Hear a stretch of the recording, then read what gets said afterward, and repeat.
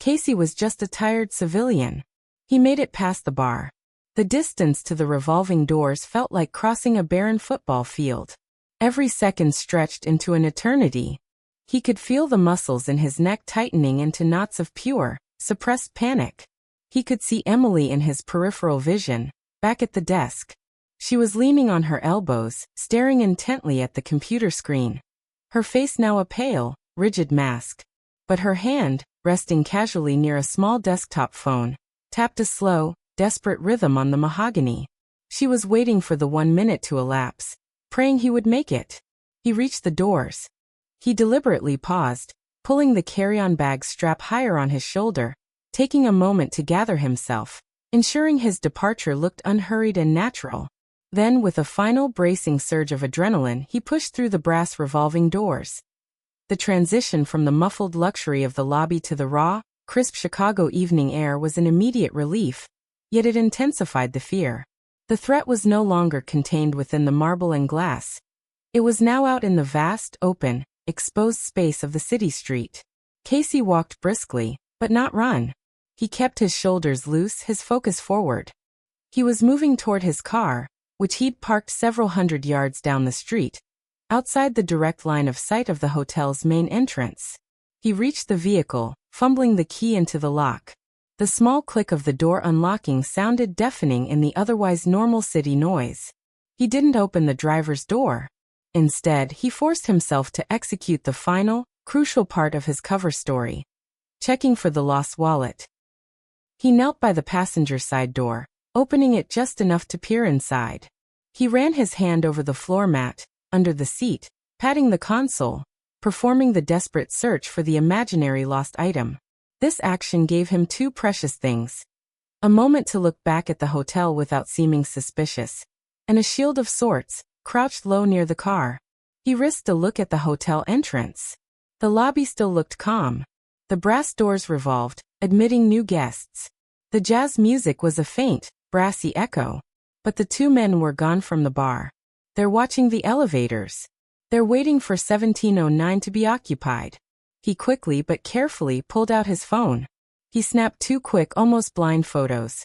One of the revolving doors, and one of the hotel's valet staging area, capturing the nearest license plate in the periphery, just in case. Documentation felt like a final, rational anchor against the rising tide of paranoia. Then he slipped inside the driver's seat, closing the heavy door with a quiet thud. He didn't put the key in the ignition. He sat for 10 agonizing seconds, hunched over the steering wheel, his breath coming in shallow, ragged gasps.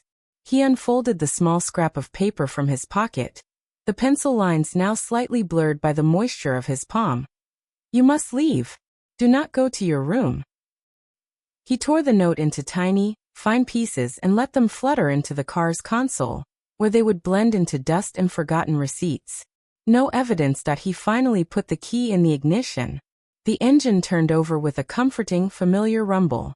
He eased the car into traffic, driving with slow, meticulous adherence to the speed limit, turning the corner onto a side street. He was safe. He had escaped. He finally put the key in the ignition. The engine turned over with a comforting, familiar rumble. He eased the car into traffic, driving with slow, meticulous adherence to the speed limit, turning the corner onto a side street. He was safe. He had escaped.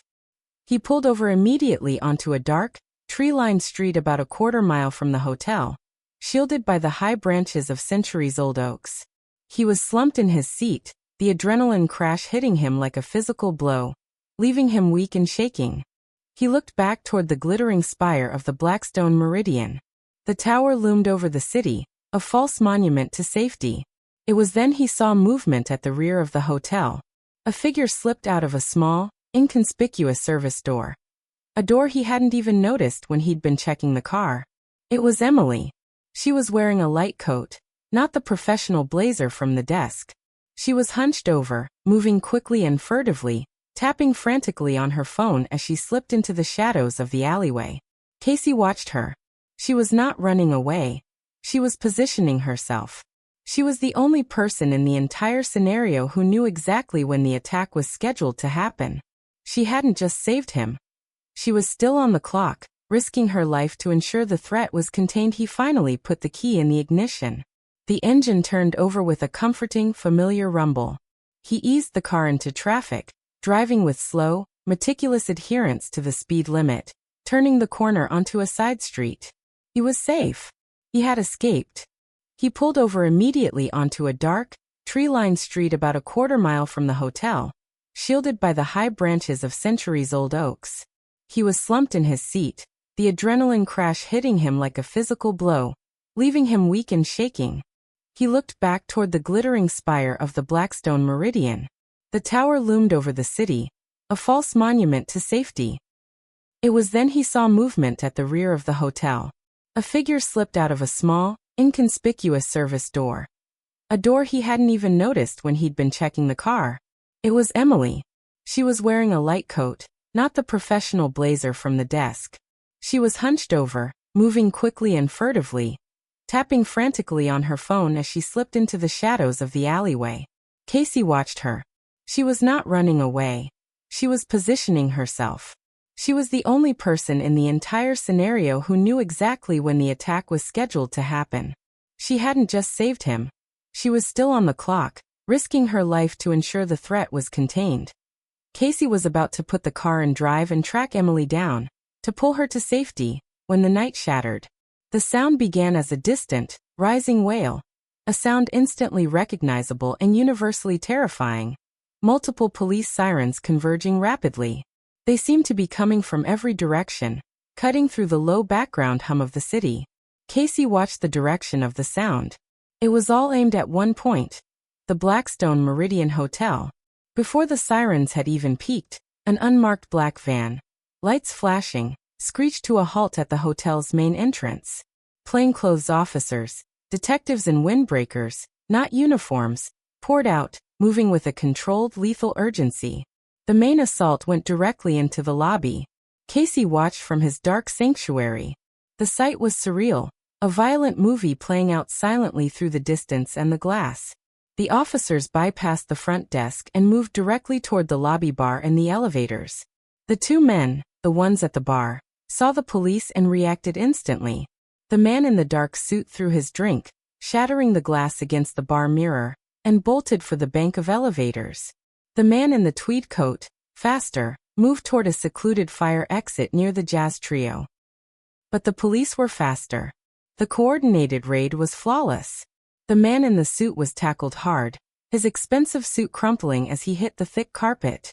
The man in the tweed coat managed to yank open the fire door, only to be met instantly by two waiting officers who slammed him against the wall and cuffed him. The whole violent action lasted maybe 20 seconds. The jazz trio stopped mid-note. The guests scattered, the silence returning, this time heavy and thick with shock. Then Emily emerged from the alleyway, cautiously walking toward the main entrance. Her face was still pale, but she held herself with a new, rigid composure. She saw Casey's car parked under the trees, hidden but close. She stopped. She locked eyes with him across the distance. The length of a football field, the distance between two worlds. Her eyes, which had been drenched in terror just minutes before, now held only a profound, exhausted relief.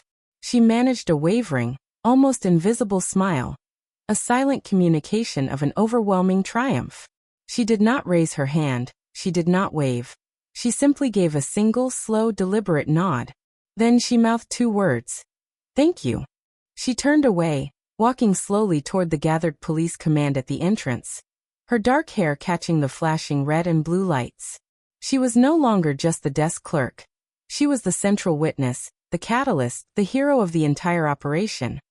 Casey spent the next 6 hours being debriefed in a windowless police substation, the scent of stale coffee and worn carpet replacing the phantom smell of luxury champagne.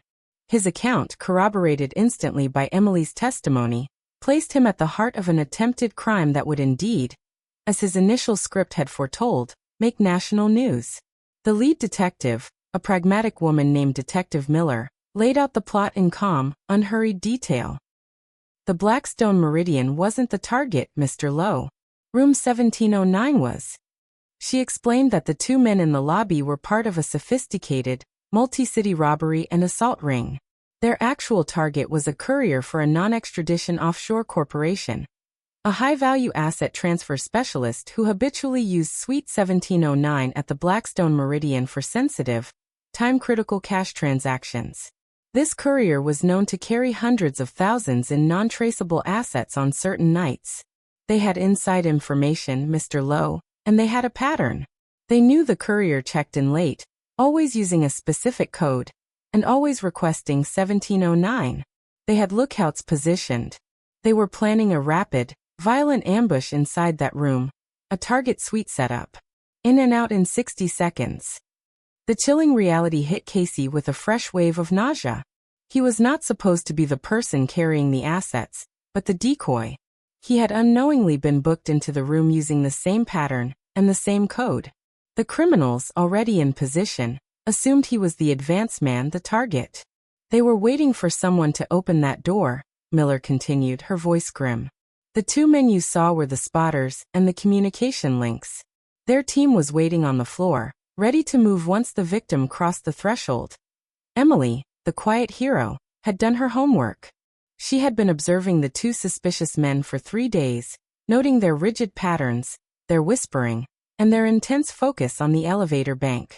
She ran Casey's booking against the usual schedule, saw the identical pattern, and instantly recognized the disastrous mistake. Casey, the exhausted civil engineer celebrating his daughter's birthday, was about to walk into an ambush meant for a high-risk courier. She knew if she called security, the men would scatter and the police wouldn't catch them. Casey left the police station as the sun was rising, casting a harsh, unforgiving light on the cityscape. He was still exhausted, but the old professional fatigue was replaced by a new, sharp exhaustion born of adrenaline and trauma. He carried the story with him, a quiet, protective mantra. He learned that life, like structural integrity, often has its deepest flaws hidden beneath the surface, communicated only through small, almost imperceptible signs of stress. He returned home, hugging Maya and Lily for a long time, the simple, honest presence of his family feeling like the only true, unassailable luxury in the world. He kept the memory of Emily, the concierge who became the guardian angel, as his personal proof that true heroism is often found in the most unlikely and unheralded places, a single, desperate act performed with shaking hands. He is often tired. But now, when his mind attempts to dismiss a faint feeling of unease, when the logic of his profession argues against the sheer irrationality of a gut feeling, he remembers the brittle smile of the concierge, the metallic scent of her fear, and the trembling pencil on the scrap of paper. He listens for the whisper now, and he never, ever doubts the necessity of acting, because sometimes, the warning you almost ignore is the only thing standing between you and the nightmare that waits, silent and unseen, behind the locked door.